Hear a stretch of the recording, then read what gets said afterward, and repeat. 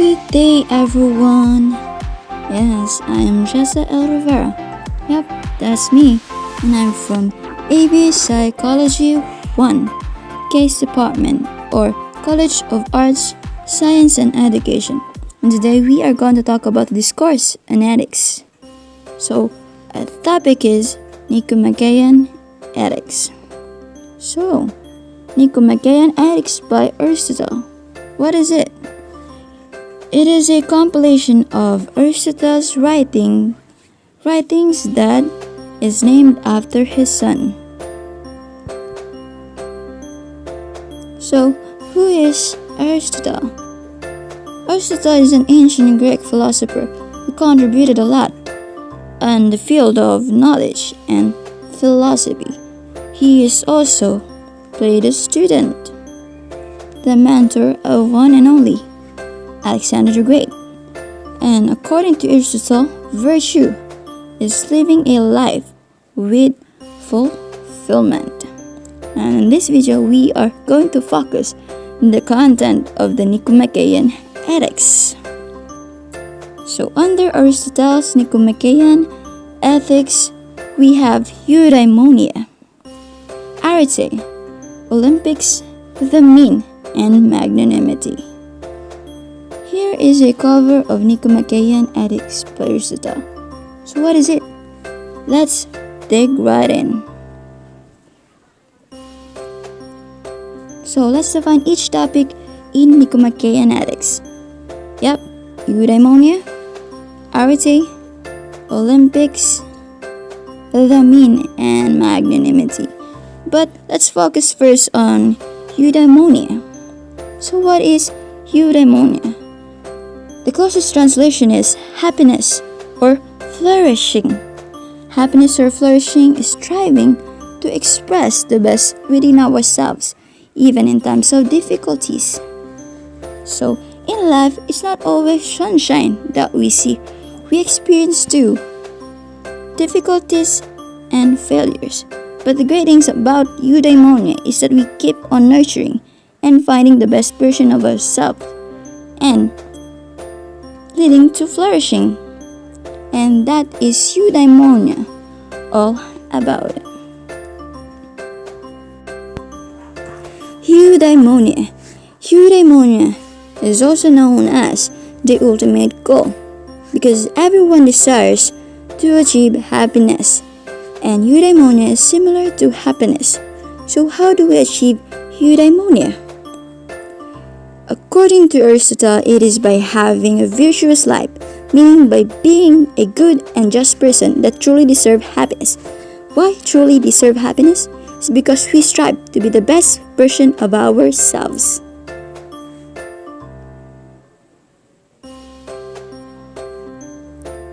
So let's jump into another topic, which is arete.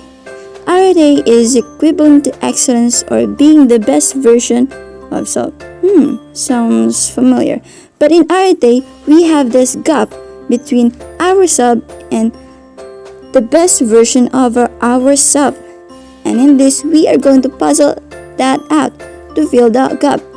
So arete is basically the gap between you and the best version of yourself that you have to fulfill. Arete is also known as the excellence of any kind or moral virtue.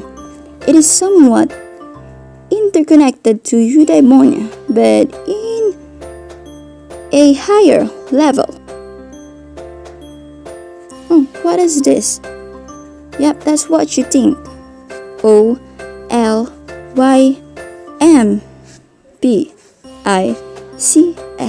Olympics.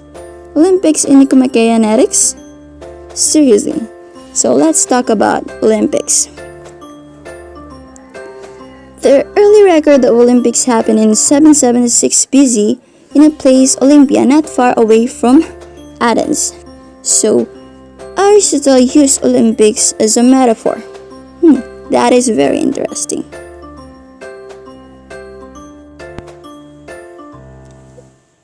Aristotle metaphoric explanation of the Olympics.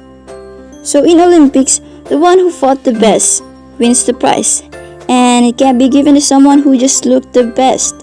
The ideology in life, one can't be really happy or obtain eudaimonia by just the idea, because it requires effort or action in order to achieve the ultimate prize, whether in sports, career, or in life. But seriously, one action or act will not suffice. Sounds troublesome. Going back, it requires a series of moral action or activities to achieve eudaimonia. It is the same with ethics. In order to achieve greatness, one must have a series of success. And I truly salute all the athletes. One person that I truly salute is none other than Manny Pacquiao from the Philippines. He seems to achieve eudaimonia or greatness in sports called boxing, and it is evident that he too achieve eudaimonia in life. That is very evident. So another topic. Wait for it. Wait for it. Wait for it. Ah, there it is. The mean. That was slow, but we are going to identify which is which. So the mean. What is it? The mean by Aristotle. The writings says that Aristotle's ethics in his doctrine of the mean, which holds the very virtue, is a mean between the vicious extreme of excess and deficiency. So to further understand the mean, let us use courage as an example.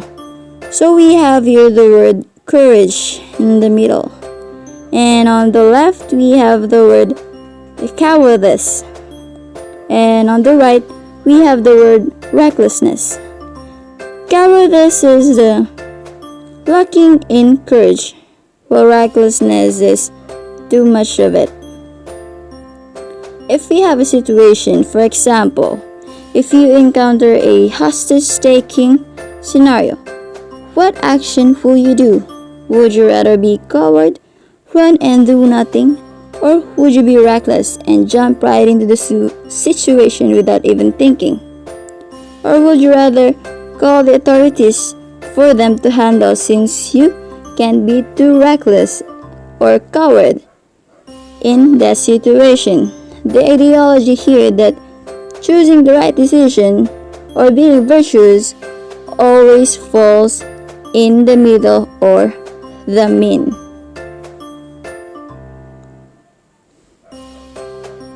Being virtuous. So to further understand the mean, it means that having virtue just means doing the right thing at the right time, at the right way, in the right amount, towards the right people. So basically, it is a guideline to being virtuous. So knowing the golden mean.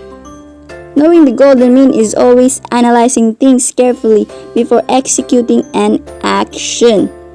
And that is true. There is a saying that balance is the key. And that's right.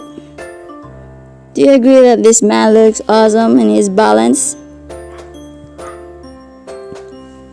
So, another topic, the last topic, we have magnanimity.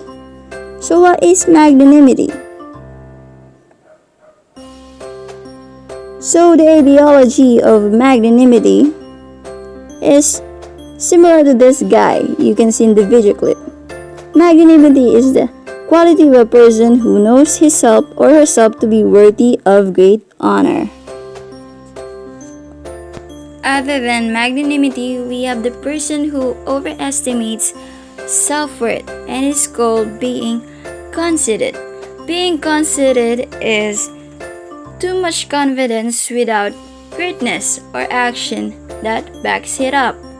One best example of this is Gaston from the movie Beauty and the Beast. And on the other hand of the equation, we have the person who underestimates the self-worth, and it is called pusillanimous.